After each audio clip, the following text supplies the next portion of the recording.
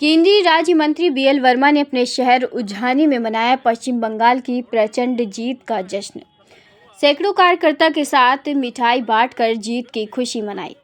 वहीं उन्होंने कहा, जिस तरह से प्रधानमंत्री मोदी, गृह मंत्री अमित शाह और राष्ट्रीय अध्यक्ष नितिन नवीन के नेतृत्व में लगातार भाजपा जीत की यात्रा जारी रखे हैं, ये सिलसिला आगे भी जारी रहेगा। इन 5 राज्यों के चुनाव में भाजपा ने जीत हासिल की, उससे निश्चित होता है कि 2027 का चुनाव भी भारी जीत देने वाला होगा। उन्होंने पश्चिम बंगाल के चुनाव का श्रेय चुनाव आयोग, केंद्रीय बल और पश्चिम बंगाल की उस जनता को दिया जो ममता बनर्जी की उस सरकार को बदलने को आतुर बैठी थी। मंत्री जी, 5 राज्यों में चुनाव हुए, जिसमें आज 3 राज्यों में जीत हासिल की है, तो इस मौके पर आप क्या कहना चाहेंगे? उन सभी का वोट पड़ा और 5 राज्यों के इन चुनाव में पश्चिम बंगाल, असम, पांडिचेरी, भारतीय जनता पार्टी एनडीए की सरकार प्रचंड बहुमत की बनी। सबसे पहले पश्चिम बंगाल पर पूरे देश की जनता की निगाहें लगी थी। जिस तरह से भय और भ्रष्टाचार का समय चल रहा था पश्चिम बंगाल में, तब मैं कहूँगा इस चुनाव में भारतीय जनता पार्टी को प्रचंड बहुमत के लिए मैं सबसे पहले पश्चिम बंगाल की जनता को नमन करता हूँ। आदरणीय इस देश के यशस्वी प्रधानमंत्री श्री नरेंद्र मोदी जी और यशस्वी गृह मंत्री माननीय अमित शाह जी के नेतृत्व में, राष्ट्रीय अध्यक्ष भारतीय जनता पार्टी जी के नेतृत्व में जिस तरह से ये चुनाव के परिणाम आए हैं, वे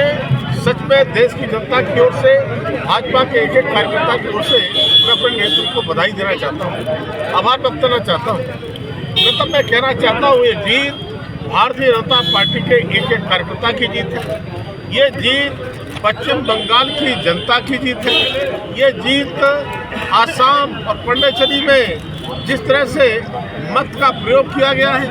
ये जनता की जीत है। और पश्चिम बंगाल में जिस तरह से भाग से कुशासन से निजात पाने के लिए पश्चिम बंगाल की जनता आतुर थी और तय कर लिया था इस ममता सरकार को बदलना है। इसके लिए 92 से 94% वोटिंग का मत का जो प्रयोग किया है, उस मत में बहुत सारे मत ऐसे हैं जो डर की वजह से वोट डालने नहीं जाते थे, उनका वोट डाल लिया जाता था। लेकिन मैं जब चुनाव आयोग को बधाई देना चाहता हूँ, सेंट्रल फोर्सेस को बधाई देना चाहता हूँ, जिन्होंने ऐसे लोगों के लिए पहली बार वोट डालने का अवसर भी दिया है। तब मैं भाजपा के एक कार्यकर्ता के लिए, और मैं भी 2 बार पश्चिम बंगाल में गया हूँ, तो जिस तरह से वहाँ पर जनता ने बहुमत दिया है का, मुझे लगता है कि जीत केवल पश्चिम बंगाल, आसाम और पांडिचेरी के नहीं, ये जीत का रास्ता आने वाले 2027 के चुनाव के लिए भी खुला है। हम प्रचंड बहुमत की जीत, जैसे चुनाव दर चुनाव आदरणीय मोदी जी के नेतृत्व में लगातार हम जीतते आ रहे हैं, ये जीत का सिलसिला आगे बढ़ रहा है और 2027 में भी इसी प्रकार की जीत का तीन राज्यों में जो प्रचंड बहुमत के साथ जीत हुई है, इसका श्रेय किसको याद? देखिए, इसका श्रेय सबसे पहले मैं उन प्रदेशों की महान जनता को देना चाहता हूँ। इसका श्रेय भारतीय जनता पार्टी के कार्यकर्ता को देना चाहता हूँ और सबसे बड़ा श्रेय देना चाहता हूँ मैं नेतृत्व के लिए हमारे देश के यशस्वी प्रधानमंत्री आदरणीय नरेंद्र मोदी जी, जो पूरे देश की जनता की निगाह उन पर रहती है, उनके नेतृत्व में, भारतीय जनता पार्टी के केंद्रीय नेतृत्व में और प्रदेश की जो हमारा नेतृत्व है, उसके नेतृत्व में जो चुनाव लड़े गए हैं, सरकारें बनाई है, मैं अपनी ओर से और लाखों कार्यकर्ताओं की ओर से अपने नेतृत्व का आभार व्यक्त करना। पश्चिम बंगाल और पांडिचेरी और असम की जनता के लिए क्या संदेश देना चाहेंगे? पश्चिम बंगाल, पांडिचेरी और असम जनता के लिए मैं हृदय से बहुत बहुत बधाई देना चाहता हूँ और ख़ास तौर से पश्चिम बंगाल के डबल इंजन की सरकार में अब पश्चिम बंगाल में भी ये विकास एक तरह से विकास की गंगा बहेगी। और जिस तरह से कानून का राज खत्म हो गया था, अब पश्चिम बंगाल में कानून का राज भी स्थापित होगा और सही लोकतंत्र क्या होता है ये पश्चिम बंगाल की जनता देखेगी। तो मैं कहूँगा, जिस ममता ने पश्चिम बंगाल में लोकतंत्र की हत्या की थी, जिस तरह से गुंडागर्दी हावी थी, महिलाओं के बेटियों के साथ जितने के अत्याचार होते थे, मैं नारी शक्ति का भी वंदन करना चाहता हूँ। जिस तरह से महिलाओं ने बढ़ चढ़कर इस चुनाव में भाग लेने का काम किया है और महिलाओं ने जवाब दिया है कि जो